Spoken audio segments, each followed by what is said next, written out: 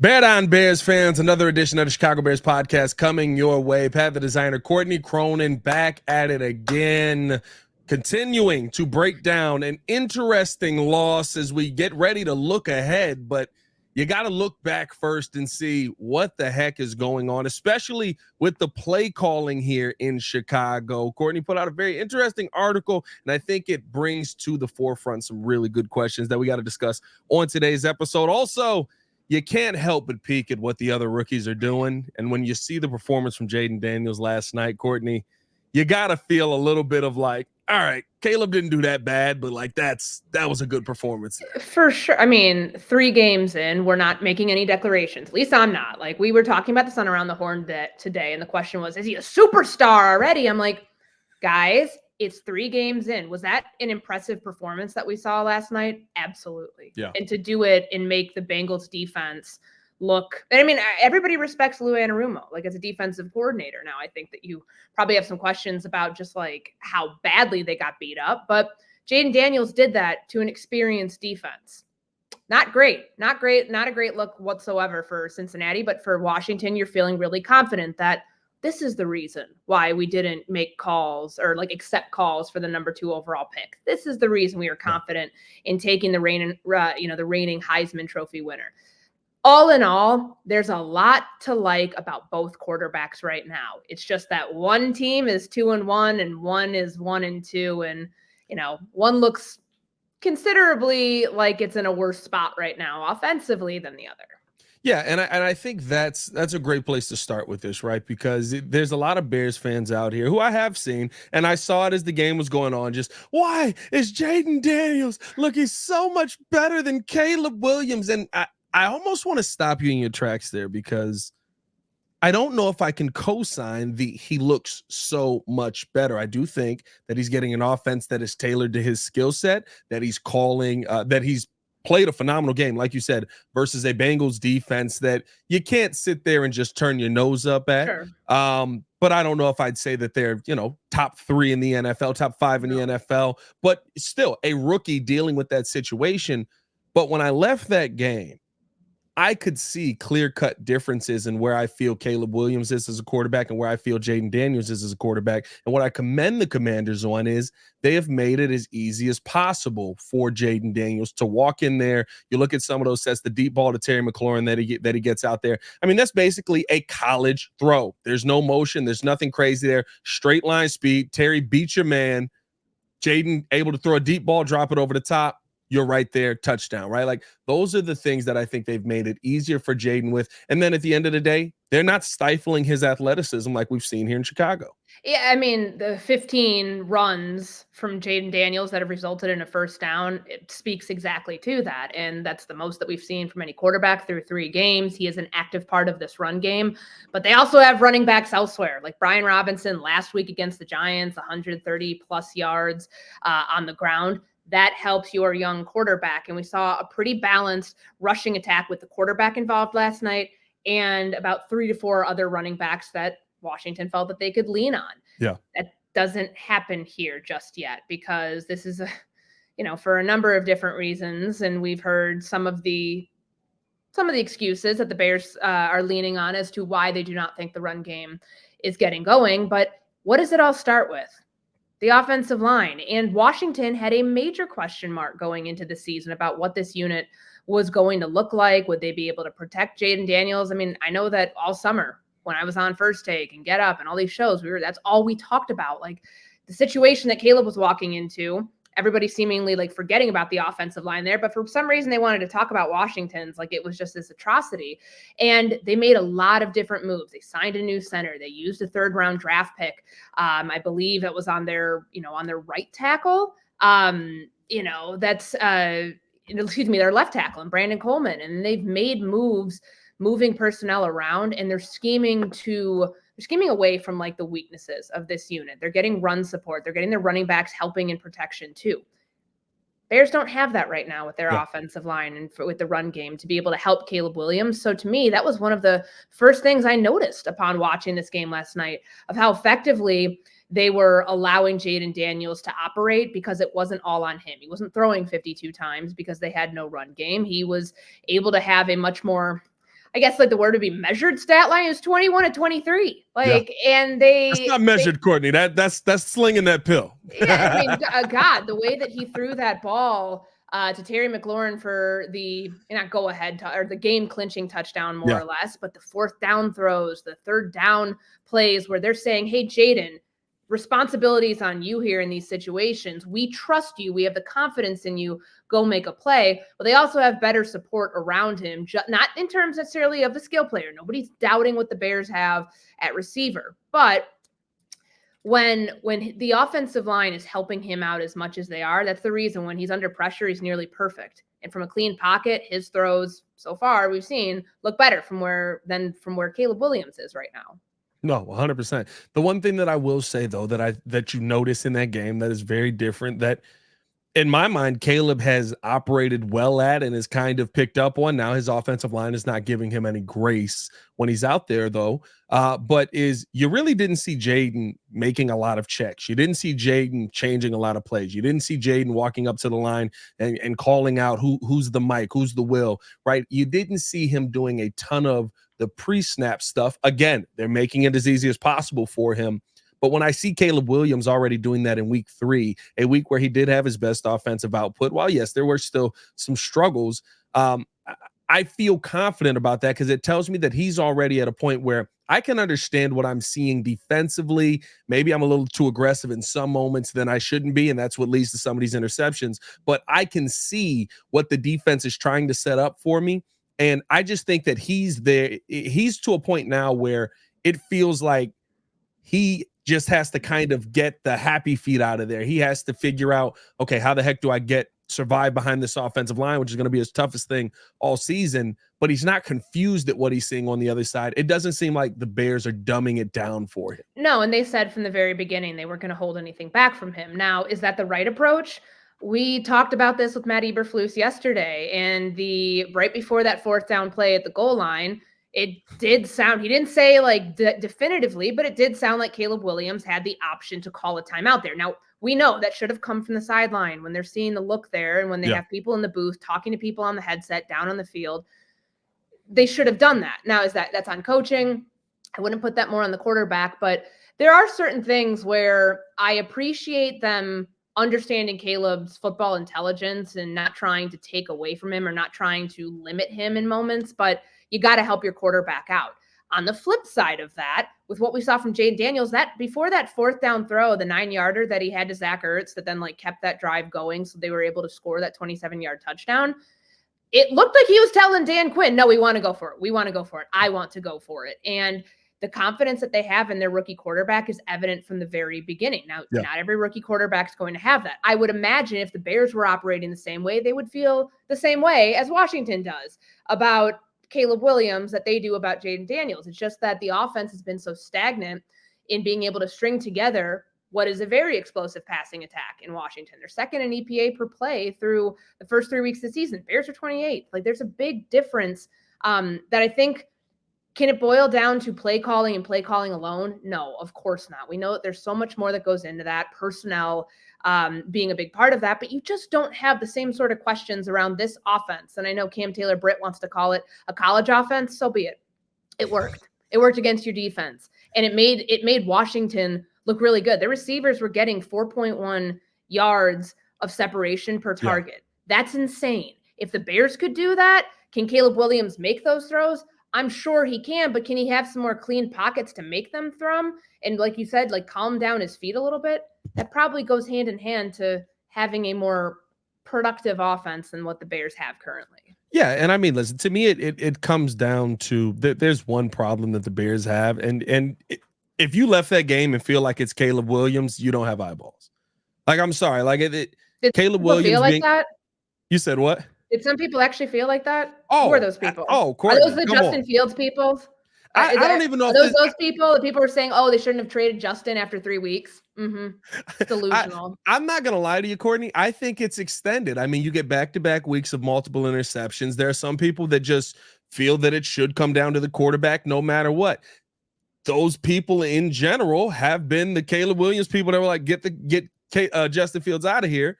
And now Yeah. all of a sudden, Caleb Williams isn't fixing the offensive line problems like everyone expected him to. That's crazy to see. But what I will say is I didn't leave that Colts game going, Caleb Williams is the problem. Caleb Williams isn't able to move the ball down the field. He's not able to process what he's seeing. And I think that there's the Jayden Daniels, the Caleb Williams conversation will always be there because they're 1 and 2. But it is more of an apples to oranges conversation to me because I don't think that they're similar quarterbacks in the sense of where they're at right now. I think the fact that, and when you watch the All-22, the fact that Caleb Williams was able to throw 363 yards, yes. Do I like that he dropped back 52 times? I don't. But I also have to say, well, the Colts are putting 8 in the box almost every time, basically daring you to throw the ball. You being able to be successful at that is impressive from a rookie quarterback standpoint. 213 yards in the first half. I don't take the yards away from the DJ Moore pass because if he makes it an inch, it's 3 touchdowns, 2 interceptions. And yeah, I mean, so I don't take the yards away. And then you see in the second half, now he knows what's coming and he gets even better, especially in that fourth quarter where he throws 2 touchdowns and he was 14 for 18, 122 yards with a 131 passer rating. I feel like the development of Caleb is still happening, even in what, based on yesterday, I got to say, is a worse situation offensive line-wise than what Washington had. And I didn't know if we felt we were going to be in this position coming into the season. Well, Jayden Daniels is still developing too. Yeah. I think that what we have to, like, people want to overreact to this because they see one person doing really well and one person not. And this is all stemming from the fact that we had CJ Stroud throw all of our expectations for rookie quarterbacks out the window last year. And that dynamic between number 1, Bryce Young, and number 2, CJ Stroud, and just how one was up here and one was way the hell down here at the end of the season. I think that some Bears fans are afraid of history repeating itself. Now, I think there's some recency bias in there, and the simple fact is, like, CJ Stroud's the anomaly, not the like norm. Yeah. However, there's so much of this that brings into account the play calling aspect and what Cliff Kingsbury is doing right now in being able to scheme Jayden Daniels, like scheme him in a way where he's taking the load off of his shoulders. That's not happening the same way in Chicago. You don't have the questions of personnel usage issues and the head coach saying we want to get targets to our best skill and, shouting out when that actually happens. Like, that doesn't happen in Washington. That hasn't been happening. That's happening in Chicago because there's some strange usage for, why Roschon Johnson wasn't on the field for the goal line series. Like, there's too much being sorted out from, like, the administrative standpoint of getting your offense on the field and getting it in a place where it feels like it can produce points and yards. Yeah. There's way more of that here than there is in Washington. And, just going to say it, the Bears had a chance. If they really wanted to hire Cliff Kingsbury, they could have. They had him in the building. They had him here to pick his brain about Caleb Williams. Instead, they let him go. He ends up signing a contract to be the offensive coordinator in Washington. I'm sure he provided some really great stuff and intel on Caleb Williams, but you could have paired him back up with the guy who he wasn't his OC at USC. He was like the offensive assistant. He was in the booth. He was in the booth. He wasn't. He wasn't in that, like, coaching. I'm in the quarterback's ear. Even though they didn't wear headsets last year. It wasn't that. But you could have had him if you really felt Cliff Kingsbury, who I think gets a ton of unfair flack. Like, look how good Kyler Murray's rookie season was, despite the fact the team was 5-10-1 or whatever the heck it was. Oh yeah. Like, there's a lot to like about the way that he has helped quarterbacks who are of this ilk reach their potential, especially in their rookie seasons. Now, they have to live with it. If Shane Waldron, if we look at this at the end of the season and Jayden Daniels goes and wins offensive rookie of the year and Caleb's numbers are, mediocre, then you're probably pointing at the offensive coordinator first and foremost and saying, well, that was a mistake. I mean, it's still early, but I think there are a lot of things that you don't like about what you're seeing them ask Caleb to do offensively and really asking him not to do based on the deficiencies of the personnel elsewhere and what they're not accomplishing to help him. And I think that's what's tough about this to me, right? When I look at Cliff Kingsbury, of course, Clint Kubiak's name has been brought up a ton with what he's been able to do or what he was able to do week 2. Yeah, week 3 looked very different. Back down to earth. I don't know if people saw those Lucas Patrick PFF numbers, by the way, but they're human again. I don't know if you guys noticed that or not. But The thing for me is I'm looking at all the situations that those coaches are coaching in versus here. And even with Shane Waldron, now listen, I think his short yardage plays, I think they're asinine. I think running speed option on the goal line is grade school at best. Like let's be College. real. That's a college play. Even in college, I don't know if I've seen speed option on the goal line, Courtney. That was very special. I don't know if Liberty's running speed option on the goal line, but at the end of the day, I also look at all the plays and I'm going through and I'm looking at the amount of plays that Caleb has to throw on. And I'm watching Braxton Jones basically get pushed back like he's a Michael Jackson moonwalker. I'm watching Coleman Shelton just get flipped over anytime he engages with somebody. I'm watching Tevin Jenkins trip over his own 2 feet. Matt, I don't know if people thought that Matt Pryor was going to be a fix. He's not, ladies and gentlemen. He's just large. He takes up a little space over there. Like, you're in a position right now where if you're Shane Waldron, one, you can't run the things that you want to run because of the offensive protection. And two, you're getting killed for having Caleb drop back 52 times, which I do think is a lot. But you're also basically going, I have to take what this defense is giving me. The Colts were selling out all day. It's not just Shane going, I want to drop back and do this 52 times. I think that there is we want to run the football, but when you have an inability on the offensive line, I have a tough time just putting all the blame on Shane Waldron. I do blame him for the goal line stand. That is a problem because those were points that could have put you not with your back up against the wall at the end of that game. Well, and the simple fact is, I know that they're going to keep saying it's not a talent issue that they have. Well, of course it is. Of course it is. Absolutely, it's a talent issue. Like, take a look. And I know that so much attention has gone onto the the 4 plays that they ran inside the Colts 4-yard line, and rightfully so, because that's a microcosm of their problems that they have through the first 3 games. But, I think so much of it's hand in hand, but I think more of it, honestly, at this point is on the play caller, given just some of the matchups that he has drawn. I mean, you think about that 3rd and 1, like the personnel issues are why you have DeAndre Carter like head up with Tyquan Lewis. Can we not that's so atrocious that of course they're going to blow that up. Of course it's going to look terrible, but that's not to say that on the 4th down, when they don't set the edge on the left side and it's Braxton Jones and Tevin Jenkins on their backs looking up the field at the play where DeAndre Swift is trying to make something out of nothing on that 12-yard loss. This is what you did. Like, this is the offensive line you're fielding because you chose to not really make any significant upgrades. Right. What Washington did, and I wanted to bring this back up because I think that I want to make sure I'm getting all of the pieces correct here of like how the wall that they're trying to build in front of Jayden Daniels. So like what they did, they knew like with that, one of their draft picks they were going to use to go get somebody to protect the blind side of the quarterback. So they got Tyler Badiash, who was the center in Dallas. They sign him.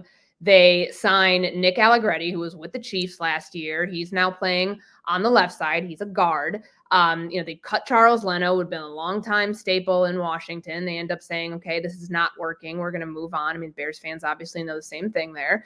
They have Brandon Coleman with a 3rd-round pick at left tackle.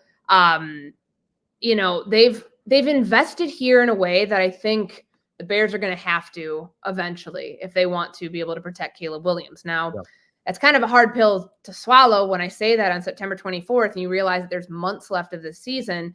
And if these issues don't get fixed until the offseason, how does Caleb play? How is his health? How does he, is he starting to see ghosts out there? You don't want to break your quarterback in the process.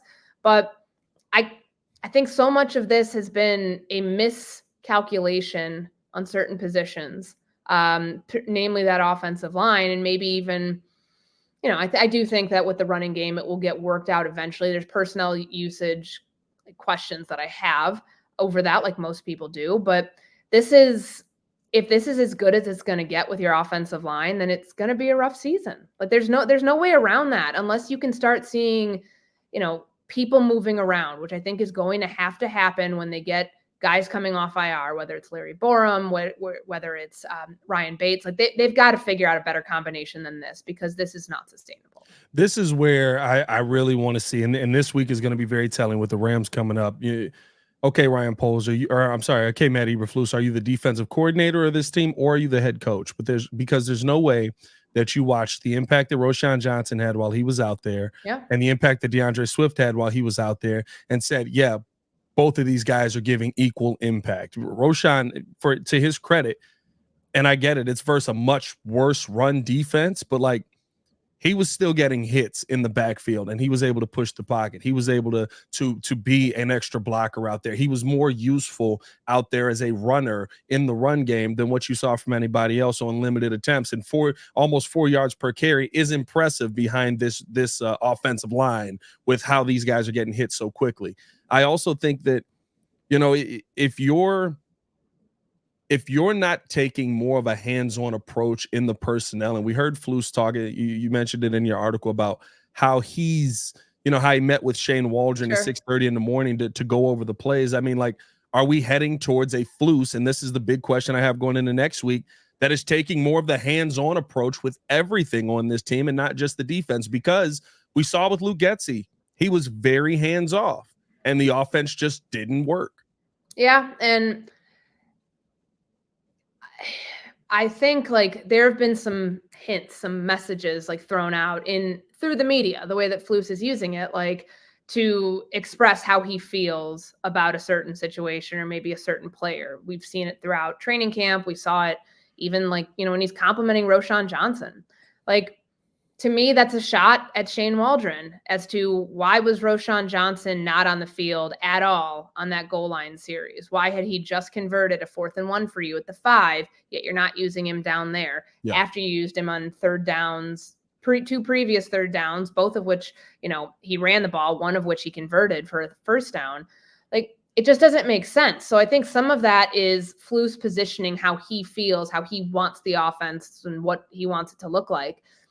It's, you know, for Shane Waldron, he's got to take all of that into account and start putting players in the best situations, whether, you know, based on down and distances. Like DeAndre Swift, I don't think that option play would have worked on anybody. Let's just call it what it is. That's a stupid play. It should have been thrown out. I mean, you heard Tiki Barber say on the broadcast that like, oh, immediately he's like, I hate the play call because once Caleb gets pressured, he's out of the play. It's not an option play anymore. Like taken away. So like you had no choice but to flip the ball to DeAndre Swift, who hasn't shown you anything. So why is the guy who's not showing you anything getting on the field in these critical, gotta have it situations, and you're relying on him based on what to go and produce?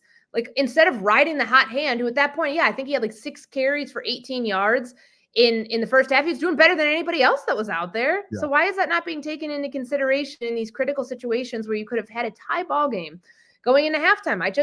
Some of that's not justifiable. So to answer your question, whether Matt Eberflus has to start helping out more with the offense or at least giving his input, I think you'll start to see if things change and things shift a little bit, where the influence is coming from. It's still too early to tell because we've seen a 3-game sample size of this. But now that they have legitimate problems that they can identify on enough of a sample size, if they don't fix that, then that's the fault of all the coaches. Like that to me is a coaching malpractice. If they can't go through that and say, okay, well, this hasn't worked, let's try it this way. Because you can't expect to like have, you can't expect to have it look like this and that yield wins. Like this is the point of your schedule where you need to be racking up as many wins as you can. It's, Washington they go to Washington in a couple of weeks. They've got the Patriots coming here in a couple of weeks. The Rams I understand they came back from a 14-point deficit, but they're still banged up. You've got Carolina,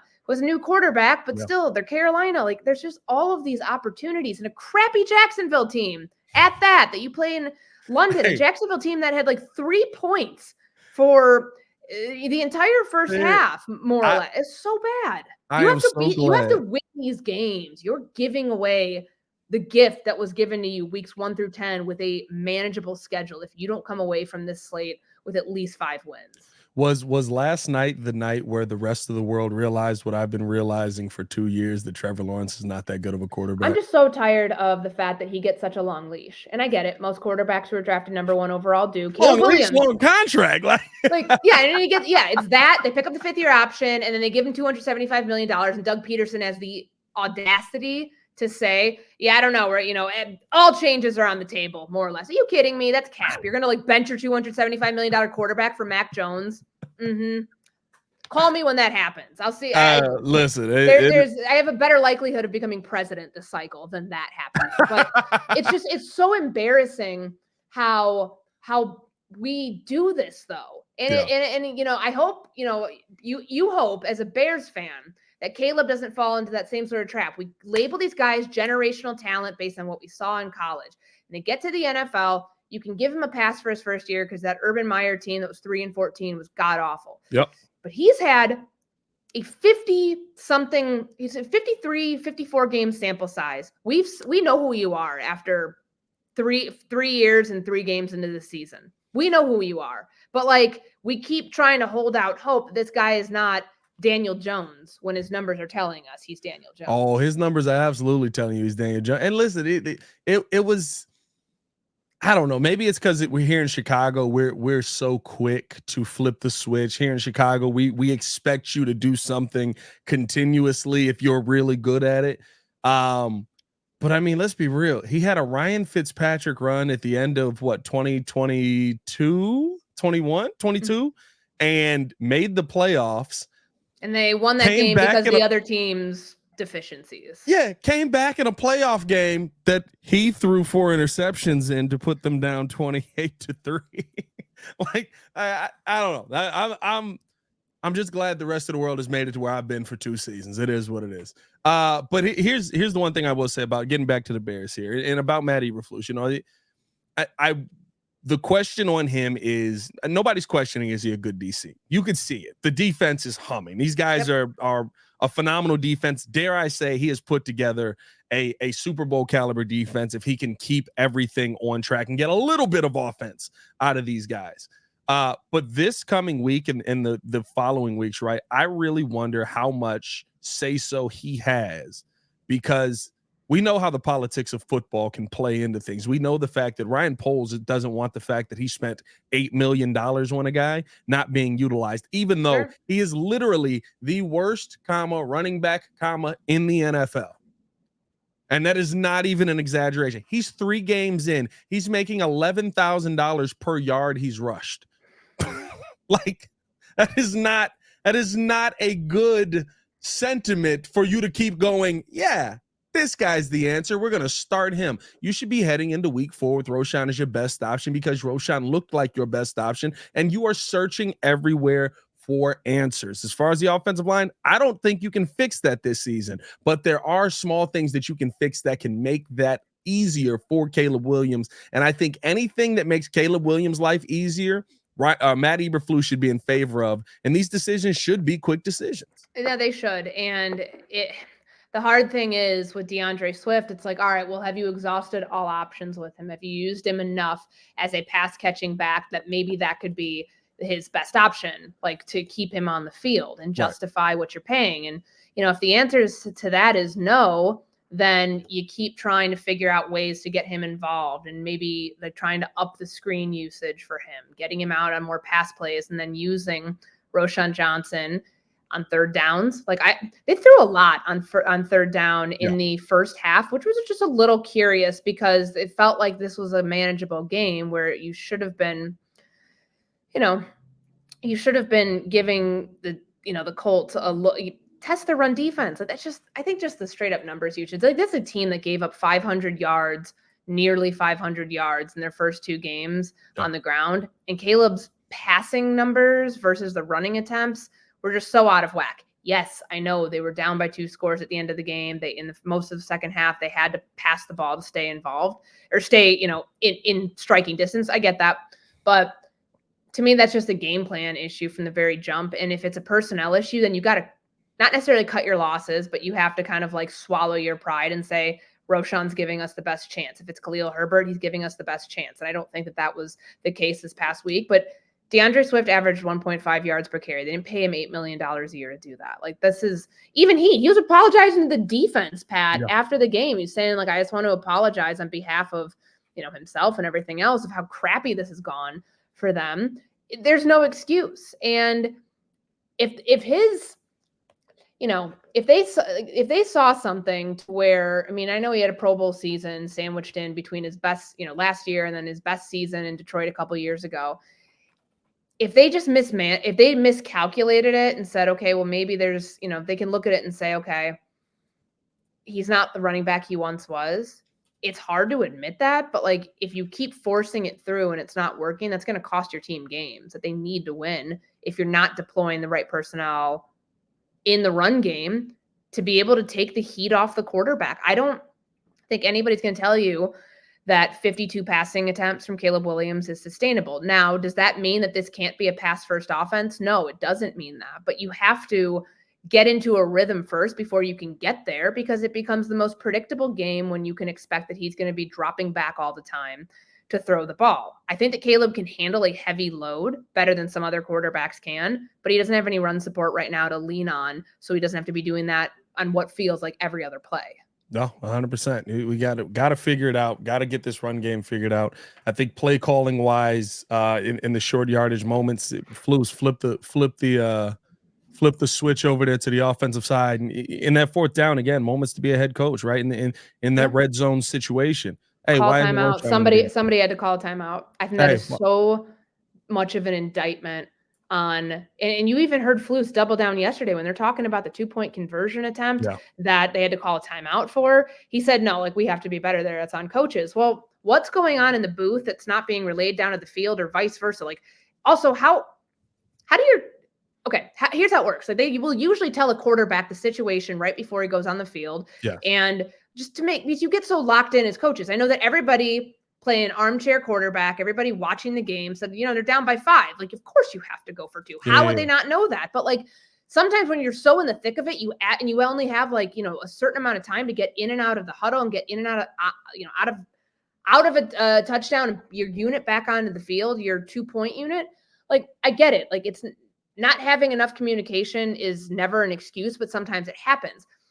How it felt like nobody else was aware in that situation is how I felt with what happened in that first half, where, we see Caleb tells everybody that, he didn't feel he had enough time to change the call. Well, then why is the timeout not coming from the sideline when somebody sees, oh, we didn't set the left edge. They're about to blow through this and turn Braxton Jones into a turnstile. And, oh, wait, we don't like this look. I know that they want to say that they had practiced that play a bunch, and that's fine, but it was not the right look to run that with, considering they were overloading to the left side of the offensive line, and they had a clear personnel advantage, numbers advantage. It was just, that's on coaching. That's on your coaches to identify that immediately and say something.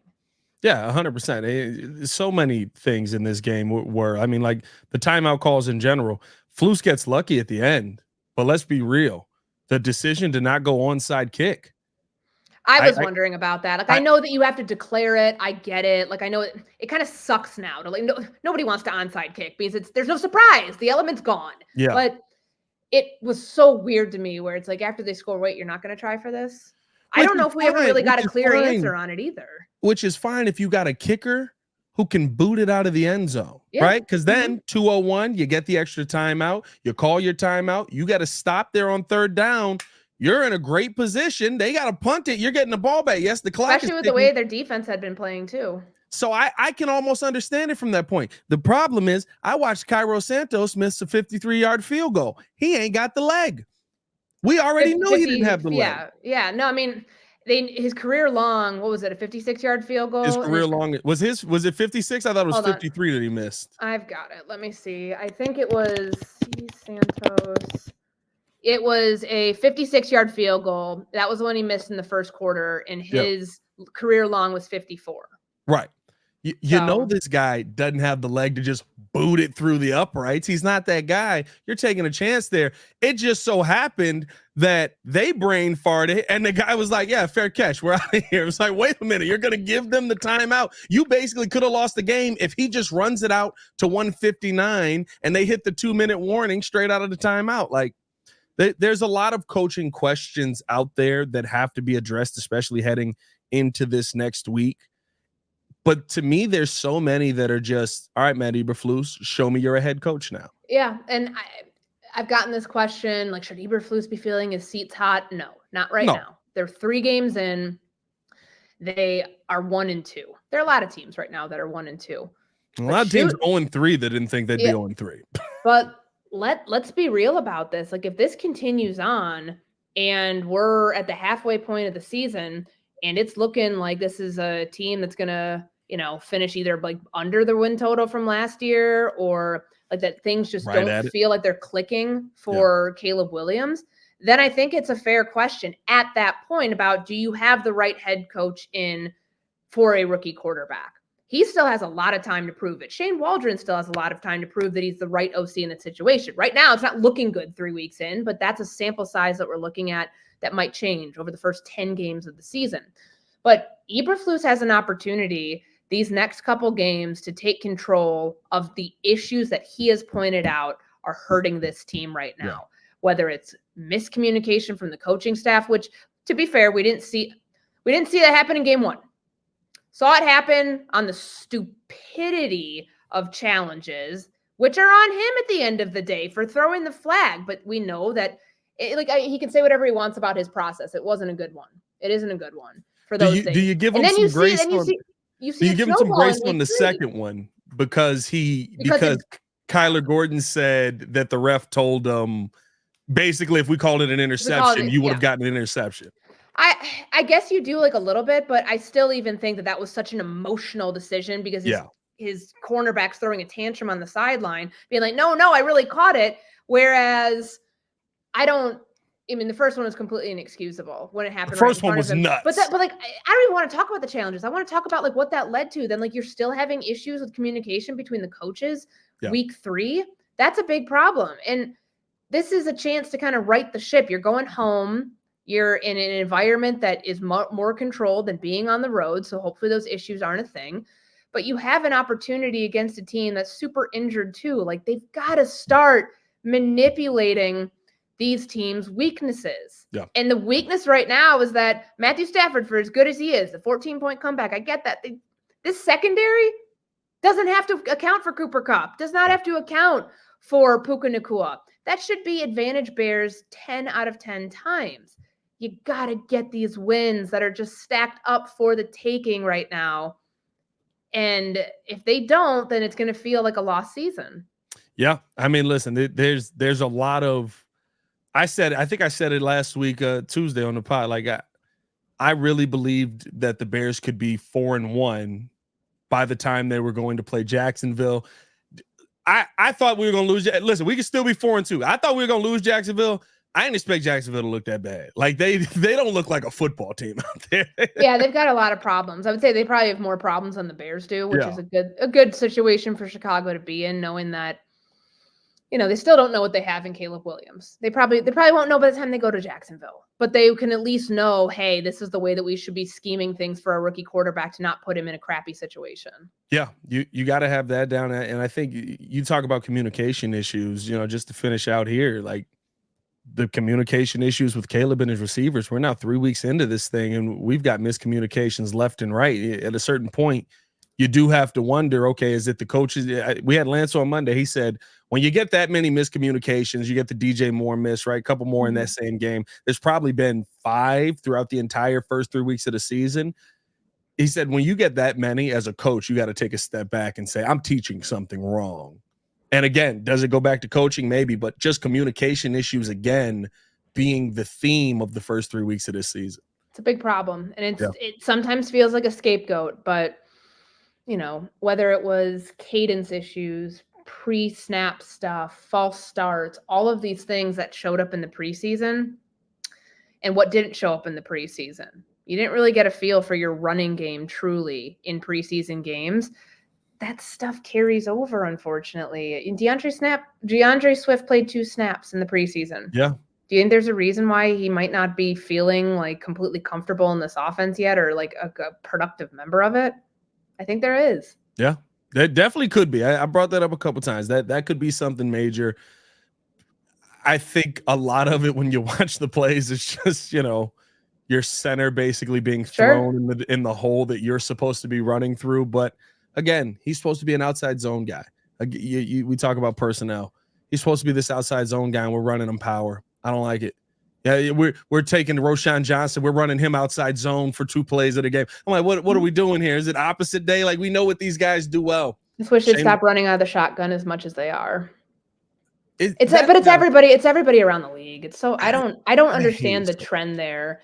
And I get it. When they get inside the 5-yard line, that's a trend that's not just Shane Waldron. By and large, across the league, that's something that has happened now for multiple weeks. I wrote that in my story when you were taking a look at like the anatomy of these issues, like kind of what you've seen from Shane Waldron. Like this is the trend in the league. Like shotgun's most common formation inside the 5-yard line since 2021. He's following league average more or less, but you've had 9 plays now inside the 5. 6 of those have been called runs. And we can, of course, like play, armchair quarterback and like look at, play the hindsight game all we want. Cole Kmet just converted, or just barely missed a conversion on that pass play that Roschon Johnson then, punches through on 4th and 1. Like it was so predictable. The Wildcat in that situation with Khalil Herbert, really? With Khalil Herbert. That's my beef. With it. Khalil Herbert got you 3. What could Roschon have gotten you? Roschon could have got you. Why can't you put Caleb under center and run? Why can't you sneak him? Why can't other teams do the tush push? I don't get that. I don't know. Well, I mean, listen, I don't know the tush push. I know you don't have the offensive line to do. I get that you don't have the offensive line to execute it, but why can't they sneak Caleb Williams in other situations on 4th or 3rd and 1? With your in big the goal line situation, they could have. But you're not bringing in. You're clearly bringing in guys to block for him. Why couldn't they have tried that? I mean, but Courtney, it doesn't help as much when you bring in the 184-pound wide receiver, though. You know what I mean? Yeah, maybe leave him. Maybe leave DeAndre Carter on the sideline for that one. You know what the best part of that whole play was? Him throwing up his hands, being like, what the hell did you just do to me? I laughed so hard when I saw that in real time because I'm like, oh, man, he's pissed. You put me in a no-win situation, I'm going to let you know it on TV in real time. He got picked up to tackle Khalil Herbert. Like that. Yeah, like, I'm going to be upset about that a little bit, dog. That was nuts. He just hip checked me into him. It was terrible. That was insane. Let's hope we can get some issues figured out here before we get into this Rams game. You guys let us know your thoughts in the comments below. What are your thoughts on the offensive play calling? Do you think Matt Eberflus needs to take more of a hands-on approach to this team? Hit that like button, subscribe to the page, leave a 5-star review. Y'all know what to do. For Courtney Cronin, it's your boy Pat the Designer back at it again. Y'all stay safe out there, Chicago. Bear down, one love. Maybe it gets fixed. Maybe. Probably not.